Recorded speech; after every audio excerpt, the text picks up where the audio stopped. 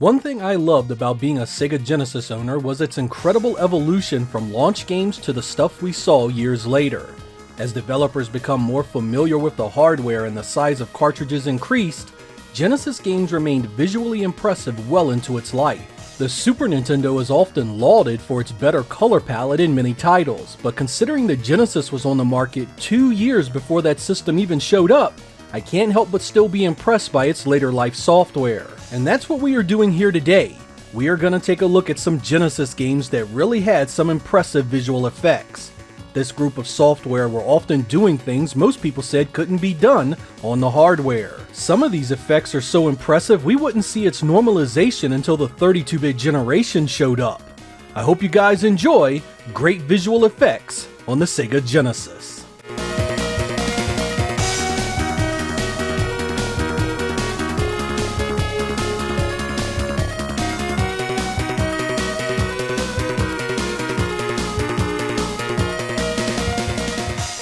Aside from being a unique run-and-gun shooter, Ranger X here has some killer special effects. Right from the first stage you are greeted with large, well-animated sprites, great color, and detailed backgrounds. But what made this game such a stunner were the stages that employed pseudo 3D elements. A few stages had great scrolling effects that gave it almost a 2.5D feeling long before the term was coined. So convincing and impressive was this, I remember just running back and forth for minutes on end just to see it in action. Other stages also had some great effects with lighting. There is a forest stage that is dark while you are under the tree line and then brightens up in the sun when you fly higher. There was also some cool water effects and other stages that employed even more 3D style perspectives in the backdrops. I mean, look at that! It's hard to imagine home hardware from 1988 was still capable of doing this 5 years after the fact. Ranger X was released in every major region, so there is no excuse not to have a go at this visually stunning title.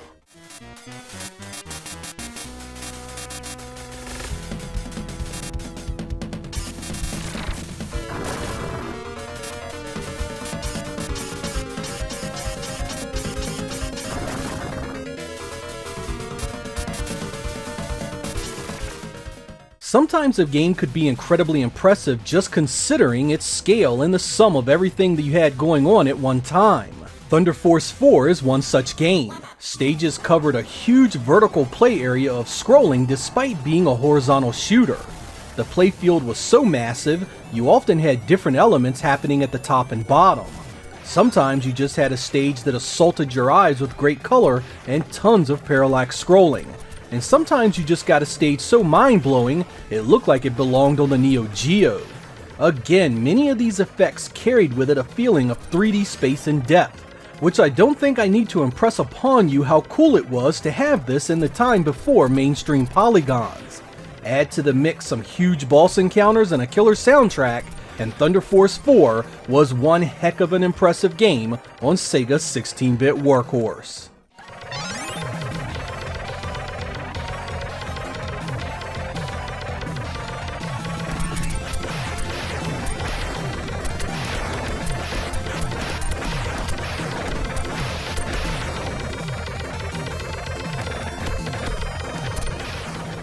Throughout the 1980s, sprite scaling in the arcade became a huge deal, particularly when it came to Sega games. It was an effect you didn't often see done well on home systems, which is exactly why 1994's Panorama Cotton was so impressive. This is your base Mega Drive hardware in action.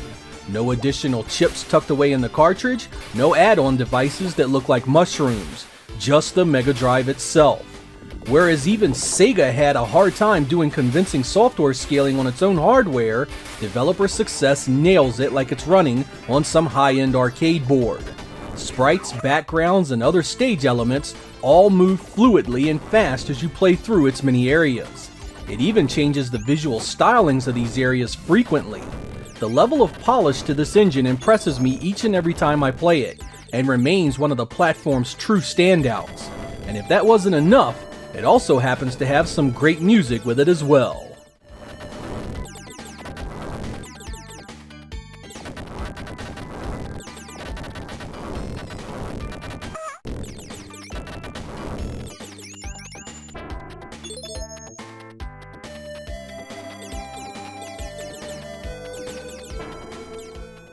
Treasure games were often great looking and sounding pieces of software. An episode like this could be loaded with stuff just from them, but here I want to focus on their alien soldier. Released in 1995, this is likely a game most of you missed back when it was released, thanks to the interest in newer hardware. But boy was it a looker. Massive sprites, great color use, huge multi-jointed sprites, and some killer background effects totaled up to a game that was truly impressive visually. The gameplay amounts to little more than a glorified boss rush, but I don't think anyone can argue that it wasn't a heck of a good-looking title. This was never released in the US physically, so I guess there are many out there that still haven't played it. It's hard, fast, and likely to make you bust up a controller or two, but your eyes will appreciate it all along the way.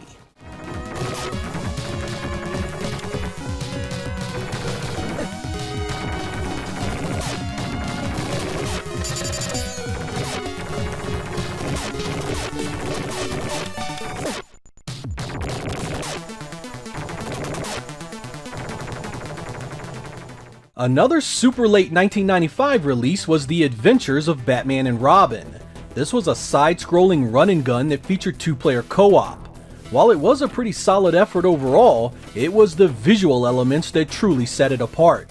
Right from the first stage, you get incredibly well-animated sprites, a great 3D effect on the scrolling background, and sprites that appear to have some degree of scaling to them. If the game stopped there, you likely would come away impressed, but it just kept on going with vehicle stages that included even more great-looking backgrounds loaded with more depth. The buildings here look 3D and the street below looks like it's way off in the distance. Things of course just keep on coming. More great-looking scrolling effects, large boss battles, and more cool sprite tricks that give the impression the Genesis can manipulate this stuff in hardware effortlessly. Right to the very end, it impresses like few games could.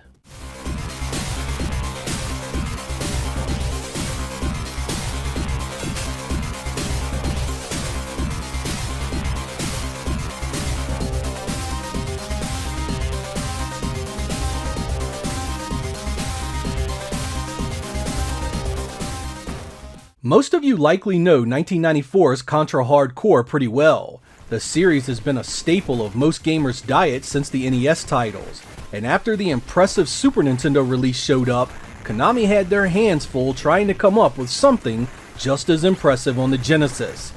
But boy did they do just that, and this game is nothing short of a visual stunner. Aside from the usually impressive things like huge enemies and great animation, this game does all kinds of cool tricks to simulate scaling, rotation, and just looking cool as hell in general. Animation is a big part of this game's appeal. The large enemies are often multi-jointed and move around smooth as butter.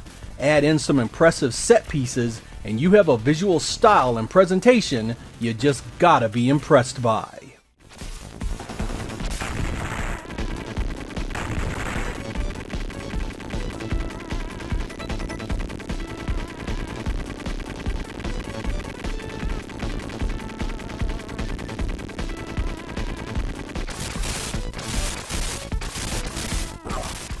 The Sega Genesis is often critiqued pretty hard when it comes to on-screen color.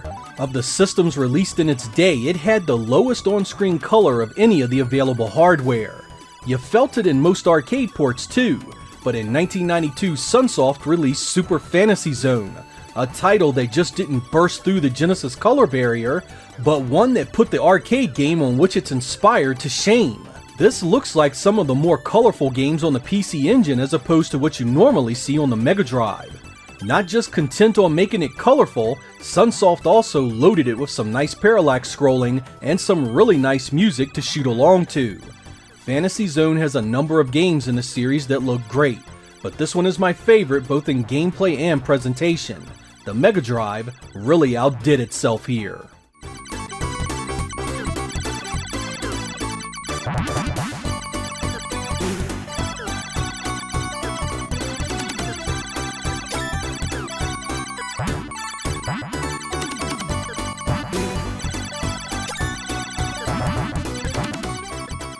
The mid-90s saw a pile of games using pre-rendered sprites, backgrounds, and animations, and the Genesis got its fair share. Blue Sky Software set out to make the aging Genesis, now 7 years old by 1995, impress you all over again with what it was capable of. While I have a bunch of issues with Vectorman's stage design and bevy of cheap deaths, I cannot deny the things it does visually. The main character is composed of multi-jointed sprites that are animated incredibly well, and from there, you get tons of great looking backgrounds, special effects, and some pretty nice animations across all of it. Some stages have some killer lighting and transparency work, while others are just impressive because of the animation and great feeling of depth. Vectorman 2 was impressive itself, but I always thought the first one was a better show-off piece.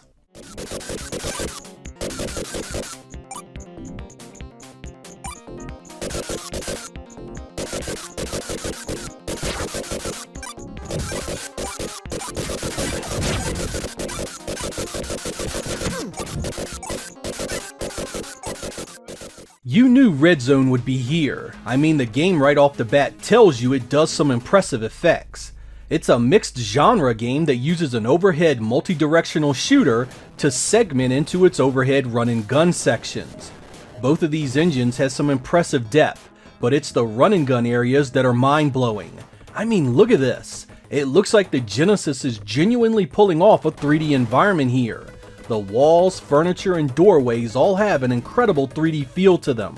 The gameplay takes a lot of getting used to, and the difficulty can turn away the average gamer looking to explore its design. But for those of you that do, you'll find a game with a truly unique feel that sets it apart on hardware that was never designed to do any of this.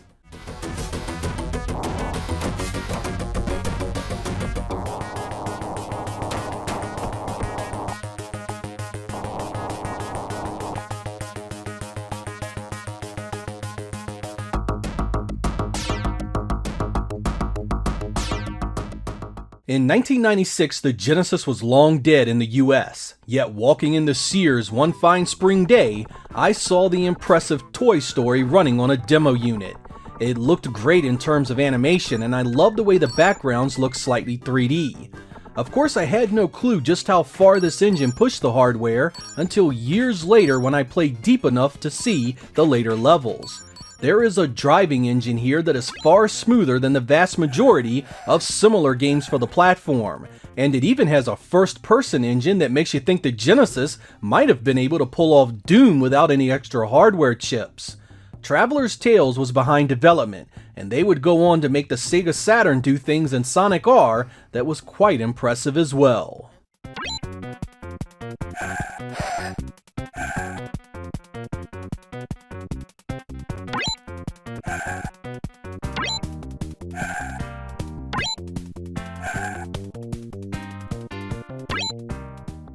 I have been looking for a way to cover our next game for years, and I finally get my chance here.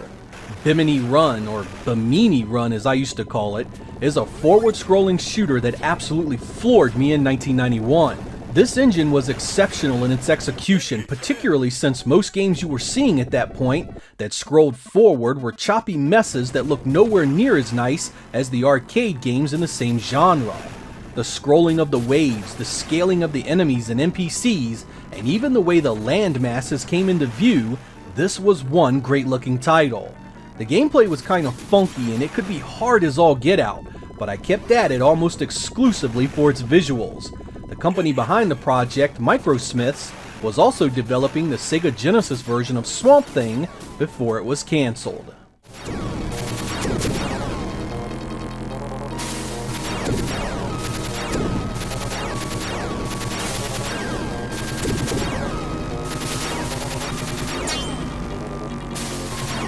Come in.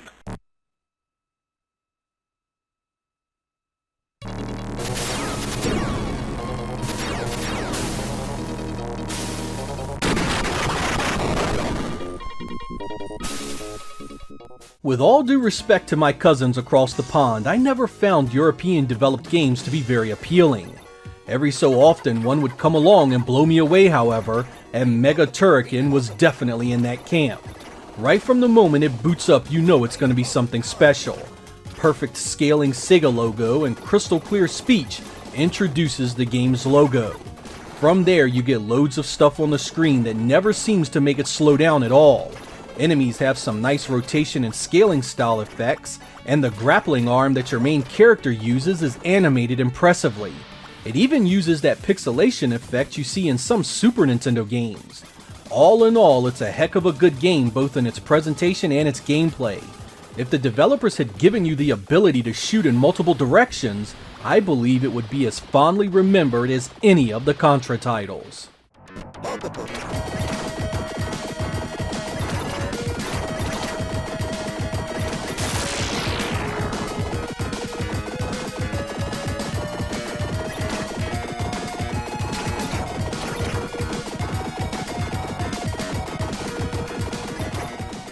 That brings us to the end of what was an episode loaded with great-looking Genesis titles. This by no means was a comprehensive list of every good-looking piece of software, and we certainly could visit this topic again with a brand new list of favorites. Many people love to compare the Genesis to other 16-bit systems of the era, often taking joy in pointing out its weaknesses. But the brilliance of its design didn't rest in any form of specialized hardware, but rather the power afforded to developers by its extremely popular and well-known CPU, the Motorola 68000. Software developers were familiar with it from arcade and home PCs that had been around for years, which allowed them to write some pretty impressive engines for it. In a way, the Genesis was the antithesis to the Saturn. Whereas Sega's 32-bit design relied on lots of proprietary chips and a complicated architecture, the Genesis was simply off-the-shelf parts surrounding a well-known and loved CPU that was already in tons of devices. This allowed the Genesis to have an incredibly long and storied life full of impressive software that often did things the hardware had no higher function to pull off. Yet developer familiarity and know-how proved to be the great equalizer that made it a winner. I'm Sega Lord X, thank you guys for watching, and I will catch you next time.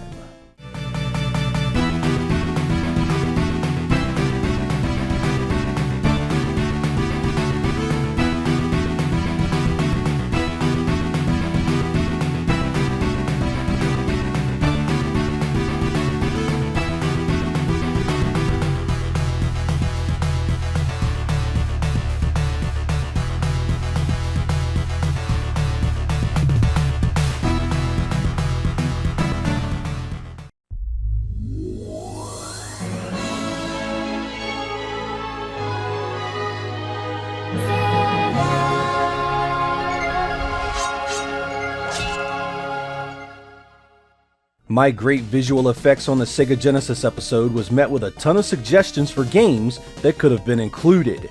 I couldn't argue with most of them because there were some truly great looking games there. Instead of just picking 10 more myself, I decided to go with some of the picks in the comments section and share even more great looking Genesis games. What we have here is a list of stuff that ranges from polygons, to impressive scrolling effects, to pre-rendered sequences, and even just killer animation and convincing software sprite scaling effects. Heck, there's even a few first-person shooters in here. I hope you guys enjoy great visual effects on the Sega Genesis Viewer Edition.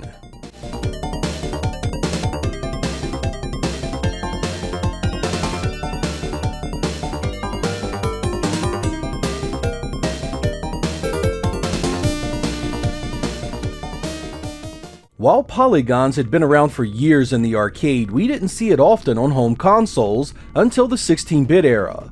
That's when developers started to get real brave and try and port games that used the technology, and some of them were actually quite cool. Perhaps even cooler, the Genesis did this stuff sans any type of acceleration chips to aid it.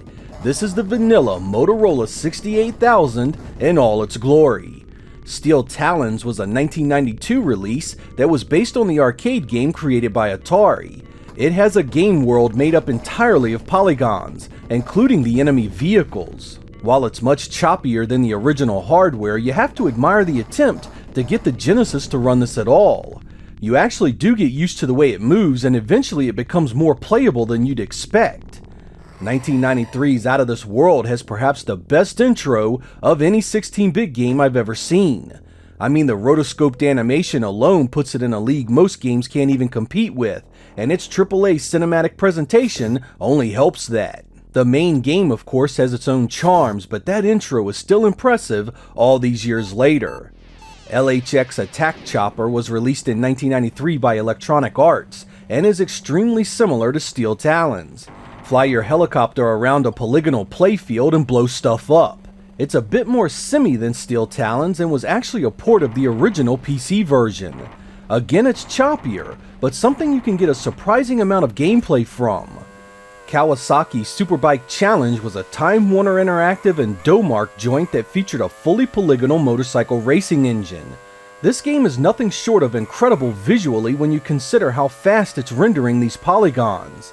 I haven't played this game in many years, so the gameplay chewed me up and spit me out, but you can still see just how impressive this was for 1988 hardware. In 1990, another Atari Polygon arcade game was ported to the Genesis called Hard Drivin'. This was sort of a stunt simulation racer that had you taking different routes on the track, either to just straight up race, or do a bunch of stunts like jumping bridges and doing loops. Again, the Genesis does this with nothing helping it, and again, it played better than you'd expect it to. 16-bit Polygon games no doubt are tougher on the eyes now, but most of this stuff came out well before the Saturn and PlayStation.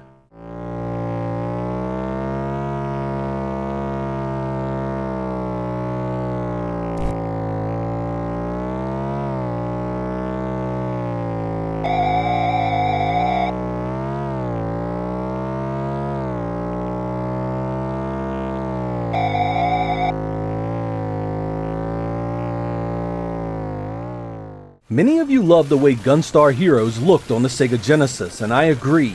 It was a fast, beautifully animated run and gun, but the boss fights really stood out. Aside from some of them being huge, many were rendered in such a way that they looked three-dimensional. I mean, look at some of these effects. They look great even now.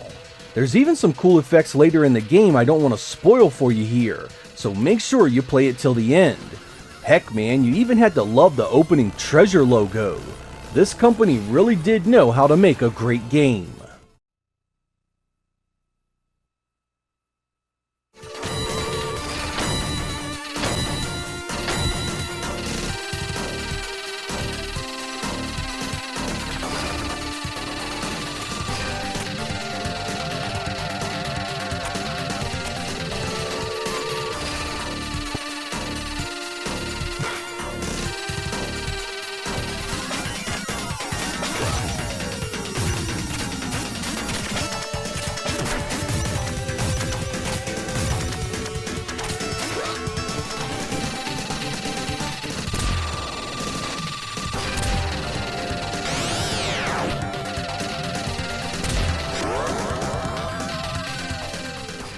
Many of you recommended The Lost World for its impressive animation and special stages, not to mention that great opening cinematic and the excellent use of color. I always appreciated this game's flexibility with its stages and the many things it had you doing. One minute you're activating sensors, the next you're destroying nest sites, and the next you're blasting through trees chasing a T-Rex. Sometimes a game will hide its most impressive effects deep within its gameplay, and this is definitely one of them. What appears first as a simple overhead maze game gives way to some truly impressive special stages. Sometimes this game makes you wonder how some of this was done without any form of help. Appaloosa Interactive did this in late 1997, nearly 10 years after the release of the Japanese Mega Drive.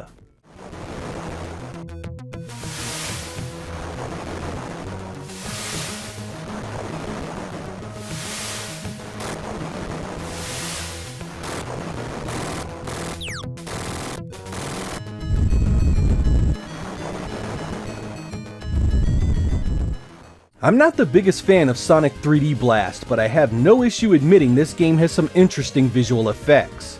First you get the full motion video style opening that's done on a cartridge, and of course the pre-rendered sprites and backgrounds look damn good for a Genesis title. It was the bonus stages that took the prize for visual effects, however. This stuff looks like something you would have seen on hardware that had added chips in the cart. Yet the old Genesis was full of neat tricks thanks to the 68000 and its robust VDP. You guys know that first-person shooters weren't exactly a top genre during the 16-bit generation. I mean, it took some pretty beefy PC hardware to run most of what we saw back then, but that didn't stop a few developers from trying on the Genesis. Zero Tolerance popped up in 1994 as a joint between Technopop and Accolade, and again showcases the Genesis brute forcing an engine thanks to all that horsepower provided by its beefy processor.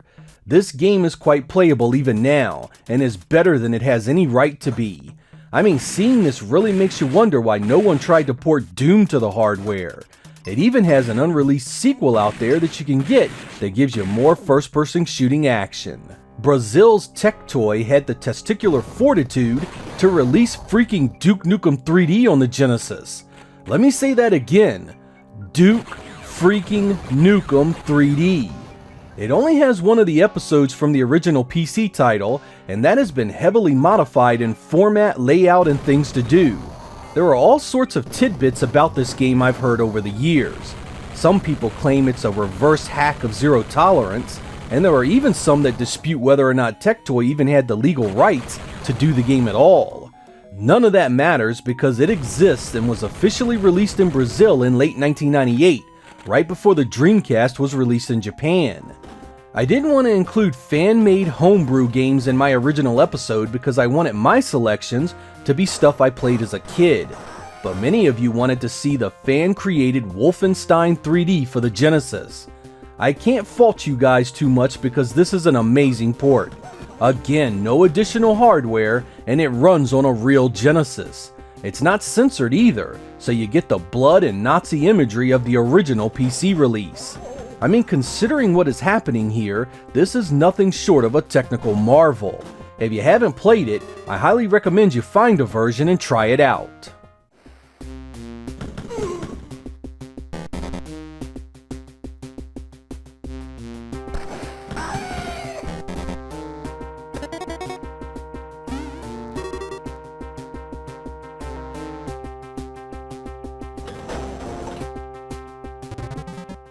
I talk about Castlevania Bloodlines all the time. It's one of my favorites in that series of games, so I didn't want to have it in my first episode.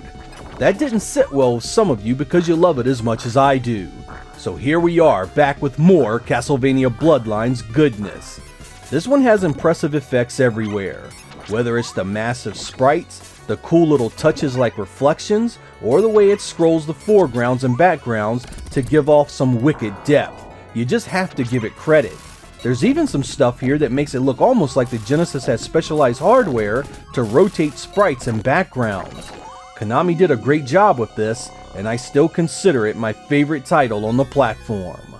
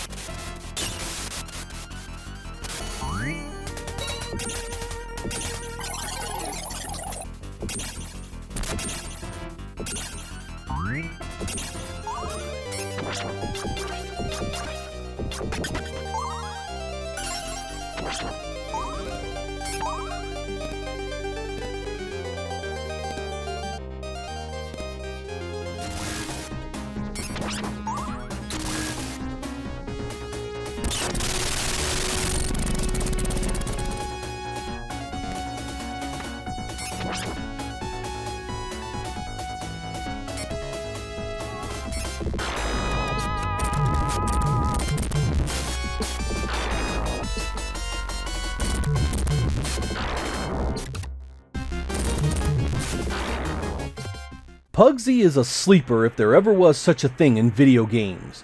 I never thought twice to look at the game back in the day because it had a stupid name and was made for kids. Or so I thought.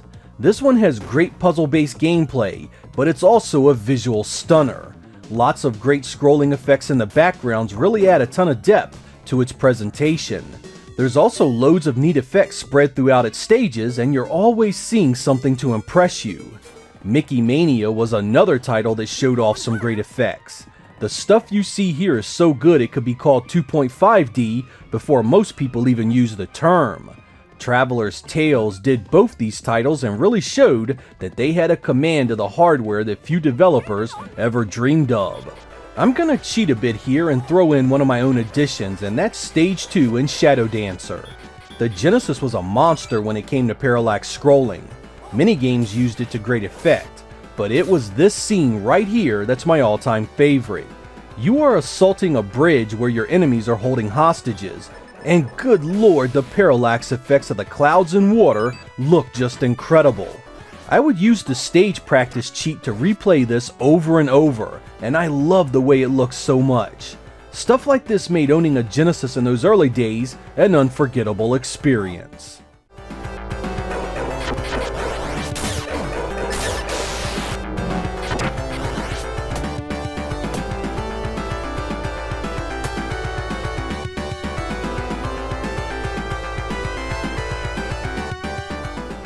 Finally, I'd like to bring back two of the games I covered in my first episode because a few viewers felt I should have showed off a couple of elements they found really impressive. The first title is Red Zone, which if you remember had some great looking 3D top-down action, but I didn't mention its opening cinema. That shockingly well-animated intro is all black and red and shows off some story elements from the game. I admit it was an oversight and definitely worth covering.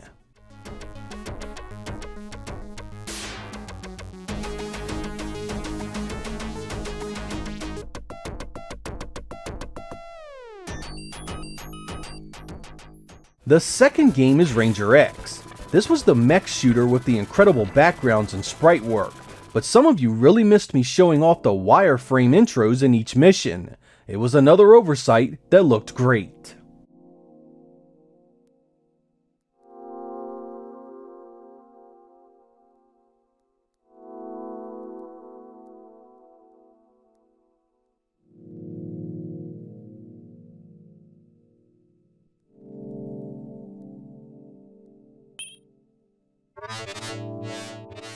Now that we are 2 episodes deep on this topic, you may think we have exhausted our supply of games with great effects on the Genesis.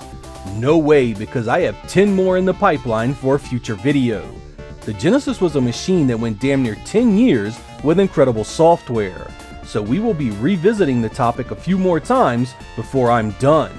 I'd also like to hear more of your choices for this topic, because even though I feel I know my Genesis library well, more eyes on more games will catch the stuff that I'll miss. Let me know down in the comments and I'll make sure we touch upon it in a future episode. I'm Sega Lord X. Thank you guys for watching, and I will catch you next time.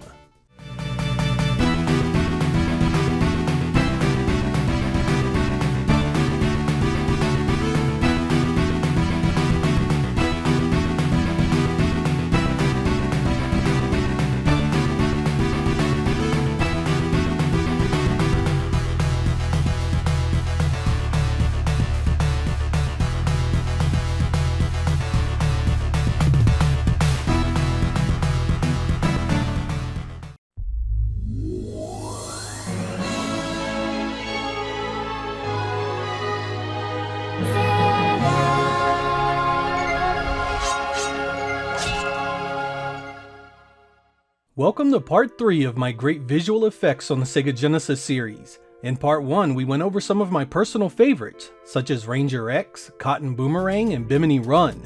In part 2, I took a look at some of the viewer recommended games, like The Lost World and Sonic 3D Blast.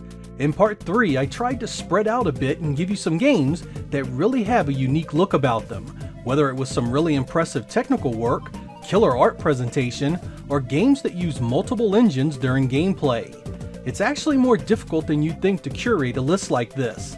Sifting through the Genesis library, you find all kinds of games that have some form of visual appeal. Games like Battle Frenzy and Cybercop are software-driven first-person shooters, an impressive feat for the 16-bit Genesis, but I wouldn't exactly call them great-looking games. Many would come away not respecting the choice just because it didn't appeal to them visually, despite the uniqueness of the engine itself. In this episode, I've chosen 8 games I think have some pretty cool visual elements. Sometimes it could be something as simple as the color and art style. Others it could be the entire graphical presentation. I hope you guys enjoy great visual effects on the Sega Genesis, Part 3.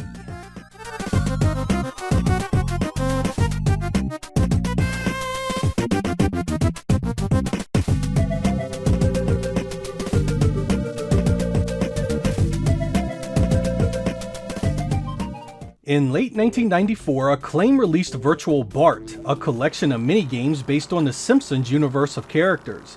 I want to be upfront here and say this isn't a good game. The simple play mechanics are often dreadful, and what doesn't outright suck, you still lose interest in quickly. What it did do rather well, however, was the use of multiple engines for its gameplay. Sometimes it was just simple side-scrolling affairs, but others had some really nice pseudo 3D elements that looked really cool. One of the minigames has Bart on a motorcycle avoiding enemies and obstacles, while another uses a 3D style playfield to shoot tomatoes at unsuspecting victims. There's also a forward-scrolling water slide with some pretty nifty effects. My favorite of these is definitely the motorcycle sequence, however. It's incredibly well done, and had the gameplay been fleshed out a bit, could have been a game all by itself. What the Super Nintendo needed additional hardware and add-on chips to produce, it's pretty clear that Genesis could do in software with no extra help. Most of the 16-bit Simpsons games were actually quite poor and forgettable, but at least this one had some graphical flair worth a few minutes of your time.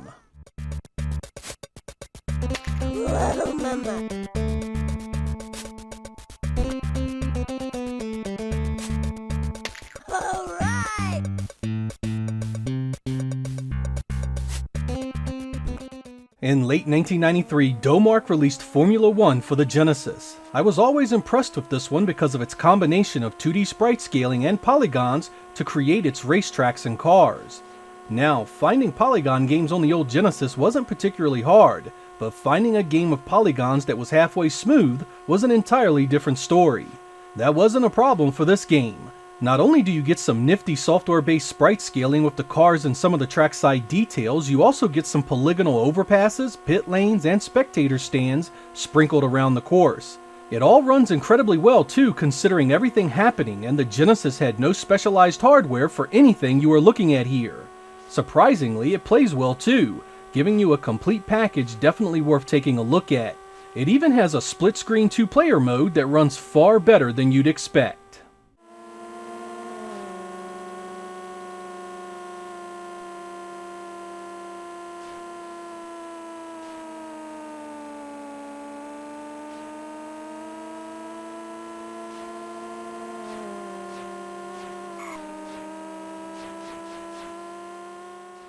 In 1995, Sega released Ristar, a character-based action platformer that was made up of cutting room floor elements from Sonic Team's previous efforts. I chose this little guy for this episode because this game had always been so impressive to me on a grand scale. It's colorful, the animation is spectacular, and the backgrounds always look great with loads of parallax scrolling and other cool effects. While some of it puts you in mind of what you had seen in the various Sonic titles, it still has its own look and feel. I mean, just take a moment and look at what you have here. There's always some great depth in the background, the enemies all look and animate well, and come on, look at the color variety and art presentation. The best part is, this one just isn't a looker because it plays just as good. The stretchy arms of Ristar allows you to grab enemies, items, and other things in the environment that help you navigate the many dangers you'll face.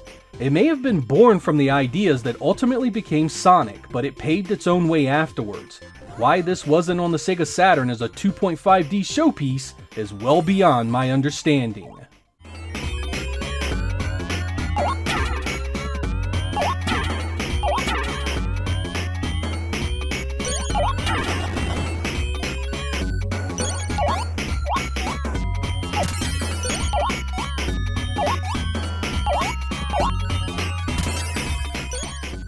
In 1995, Playmates Interactive Entertainment released Exo Squad, a game based on the cartoon and toy line originally released in 1993. It was developed by Novotrade, the company behind the Echo the Dolphin titles. I can't tell you guys how much I wanted to like this. It has some killer-based story cinemas that look like something that should have been on the Sega CD. The art and color are impressive, and there's even some animation here and there. Once you start the game, you get different styles of gameplay. Sometimes you get a side-scrolling run and gun with massive, multi-jointed sprites, as well as a third-person shooter with scaling and rotation effects.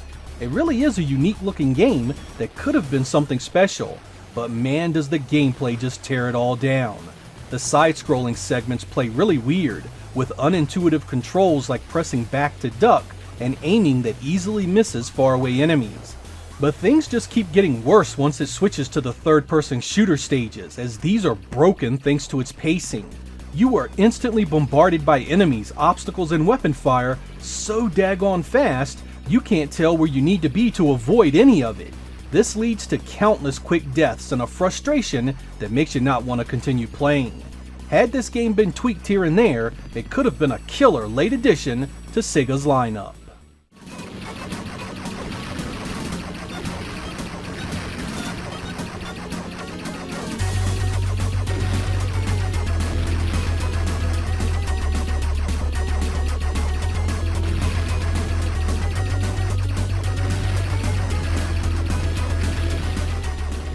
In 1994, Virgin Interactive released Jimmy White's Whirlwind Snooker. Now before I begin, I want to confess I have no idea just what the hell a snooker is. I mean, it's pretty obvious it's some form of billiards, but in trying to play it I have no clue what I'm doing or what the rules are. Despite this ignorance, I love the look of this game. A fully polygonal engine on the Genesis that looks just stunning when you consider it's all running in software. It's impressively smooth as well, again, no small feat for a 16-bit machine. Most of the action takes place behind the cue ball as you shoot, but the table does have some dynamic camera angles in place after the ball starts moving.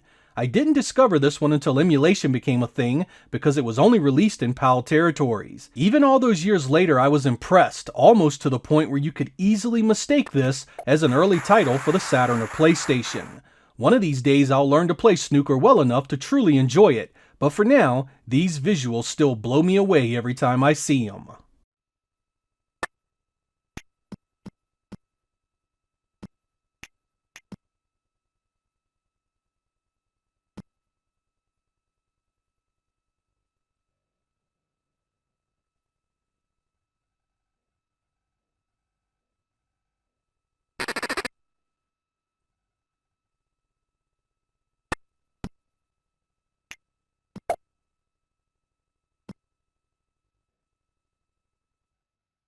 Sports games were a dime a dozen on the Genesis. Most of them copied the same playstyles too, never really straying too far away from accepted norms.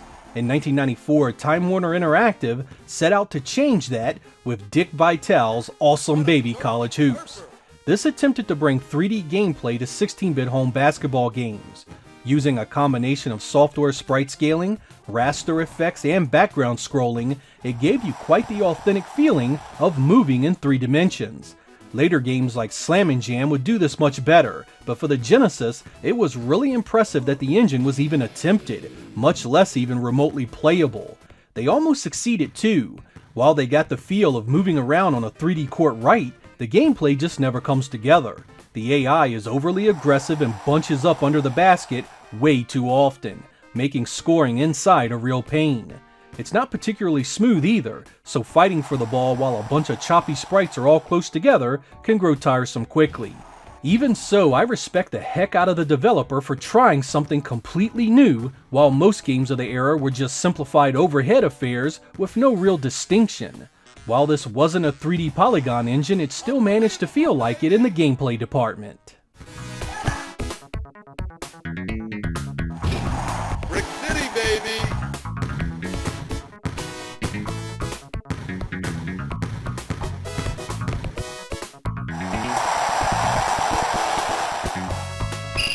Out of bounds.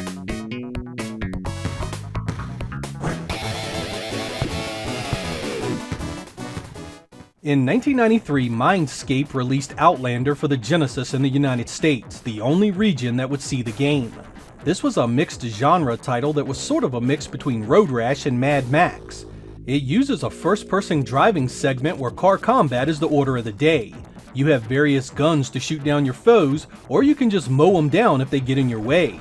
I always got a kick out of the side view as well, where you can use your shotgun to shoot down bad guys coming up beside you.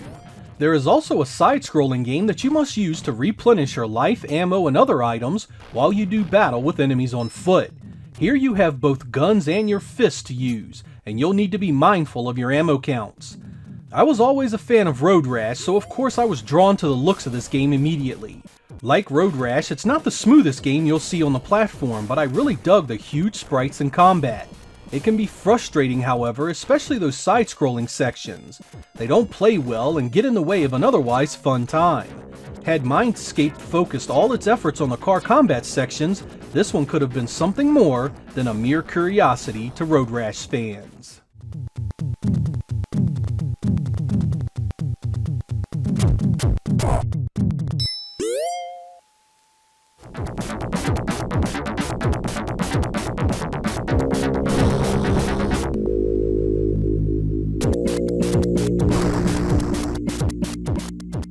Discovering Genesis games I had never played was a great joy of mine in the late 90s and early 2000s. When I first saw the 1995 Ubisoft release Street Racer, I was completely blown away. What wizardry was this that allowed the Genesis such incredibly smooth Mode 7 style effects? I mean, not only did it nail the look and feel of super fast and smooth scrolling here, it's also crazy colorful. The sprites look great too, and it even had 4-player competitive multiplayer. It's basically a simple combat kart racer, but get a few friends together and it can be really fun. Along with the smooth tracks, you get some really nice parallax scrolling in the backgrounds, usually 2 or 3 layers at least. It really is impressive to see the Genesis doing a game like this single player, much less multiplayer. I can still get my daughter to play this one with me from time to time, thanks to the easy to pick up play mechanics and great visual presentation. It wasn't released in North America, so if you are after one, you'll need to import it. Fortunately, it doesn't cost a lot, with shipping usually being as much as the game itself. The company that developed this, Vivid Image, also went on to create a 32-bit version you can get on the Saturn and PlayStation.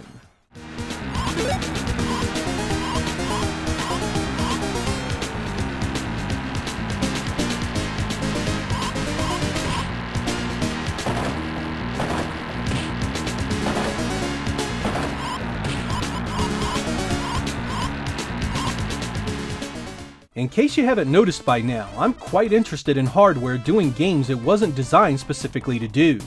Seeing sprite scaling, polygons, or similar pseudo 3D effects always caught my attention.